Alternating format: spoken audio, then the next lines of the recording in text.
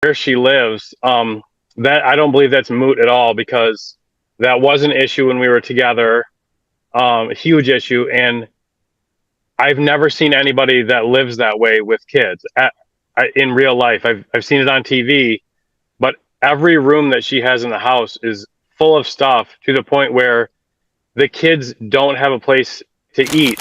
This custody hearing starts tense. The father paints a picture of chaos, rooms packed with clutter, children eating on the floor, and a mother struggling through hospital stays. But is this concern or control? Stay tuned for the judge's take, and don't forget to subscribe for more courtroom breakdowns. 20-07693 DM. Present in the virtual courtroom, we have both parties along with Ms. Klassen's attorney, Brooke Wilsner. We are here on the defendant's, Mr. Klassen's motion to change custody. I will note for the record that this court did enter an ex parte order giving Mr. Klassen extended parenting time. Ms. Wilsner, I think I'll ask you to go first, even though it's Mr. Klassen's burden. Sure. My client was, the allegations in the motion are, for the most part, accurate. Clayson has been managing her medication lately. A pill that she was taking orally was affecting her nausea, which caused her to vomit for a few days, which led to a stay at Trinity and then ultimately Pine Rest for, I think, less than 10 days. Now that her medication has been switched to a monthly injectable, that seems to be helping. I reviewed some of her medical notes, and she has an upcoming appointment for medical management next week or so. She's following everything that they have told her to do. I believe her meds are stabilizing, but they are working on that, and but that for the most part seems to be resolved. But I understand the concerns of the court. I do believe I would concede that this is a threshold finding. Similar to my last case, I would ask that it be sent to front of the court for an investigation on custody. But in the meantime, that they revert back to what they have been doing, which is a 2-2-5 schedule. They were doing 50-50 up until this incident happened. The allegations in the motion about the trailer that they live in are moot. The parties live there together. That was never an issue. It seems to be an issue now based on this change of custody motion. If the court is not so inclined to give her back 50-50 custody of the children, we would at least ask for every other weekend in the time being, as much as possible time with her kids as she can get while front of the court is doing their investigation. Thank you. Mr. Klassen? I would just start off by saying I want the kids to see their mom eventually. I think that it's good for them. I think it's good for everyone. This has now been 4 times in the last 2 years, because my daughter, her first time was less than 2 years ago. It's been 4 times where she's had extended stays. Every time that she goes in there, it causes a lot of like I don't know what the word is, but like strife for everyone. For the second time, I think, like my son wasn't eating for like 3 weeks. We had to basically I don't know, force him to eat just so he'd eat. They always wondering what's going on with mom, why she's not at my birthdays. It's just really hard on everybody every time she goes in. And then, so I guess that's affecting everyone. And as far as where she lives, that I don't believe that's moot at all because that was an issue when we were together, a huge issue. And I've never seen anybody that lives that way with kids in real life. I've seen it on TV, but every room that she has in the house is full of stuff to the point where the kids don't have a place to eat. Maybe every once in a while there's a spot where she clears the counter where they can eat. But my son has told me that he's eaten on the floor. All right. You can't talk about what your kids told you because that's hearsay. Okay, sorry, I didn't know that. Okay. And I think Ms. Wilsner, let me kind of cut to the chase. Ms. Wilsner did concede on behalf of her client that the front of the court should have a look at this. And I'm hearing you say that you do want the kids to see her. So, and the court does have concerns given the most recent, issues. And I'm sure Ms. Klassen also wants the best for the kids. Is there a parenting time plan that you could agree to while the front of the court's taking a look at all of that so that the kids can see their mom and that you can be satisfied that they're safe while they're doing it?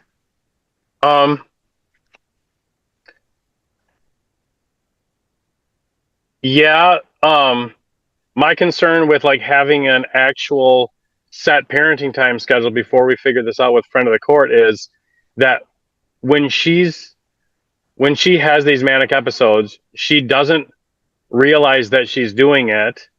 And my two times, I don't know what I'm allowed to say, but 2 times my son has basically had to be like, hey, like I'm with mom, it's happening again. I have like proof of these like texts that he sent me. We're not going to get into all of that today. Okay. And again, I can't hear what the kids have said. But that's what my concern is, that she doesn't know when it's happening. All right. And again, well, you either parent has the right to deny parenting time if they believe that the health or welfare of the child is in danger. Okay. You just have to, if you do that, you just have to be prepared to defend that decision, ultimately in a contempt hearing, if that goes that far. But you always have that right. I mean, the court is not going to hold it against you if you make a good faith decision based on evidence of potential danger. Okay. I just want to make that clear. But I think a schedule is important just so that everybody knows what the expectations are. And then if there is an issue, again, parenting time doesn't have to occur as long as you're prepared to defend your reasons for denying it. Okay. If that helps. Yeah.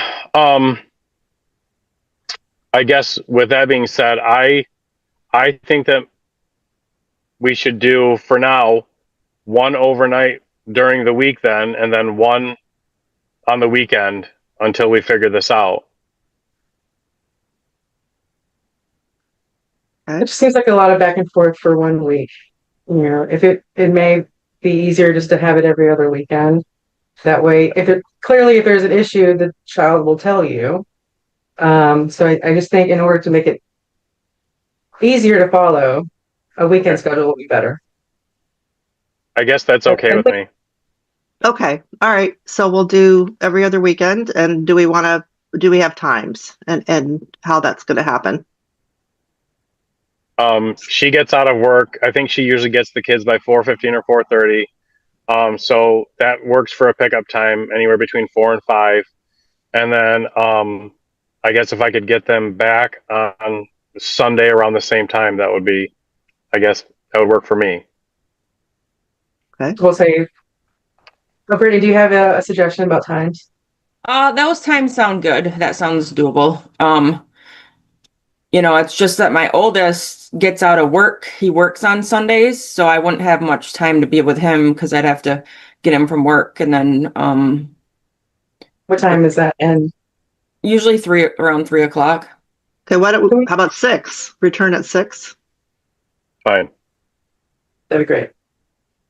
Okay. And Ms. Wilson, you'll prepare that order? I will.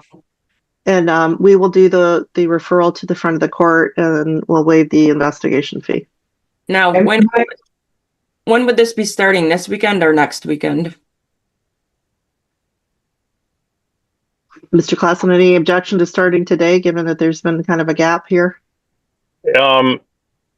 Today is fine. But both of the youngest boys have football games in the morning, so she has to know the times for that. And I mean, I can work with her on that, but she has to bring them. Yeah. Calvin has 9 o'clock at this field 4 dark jersey, so I'd need his jersey.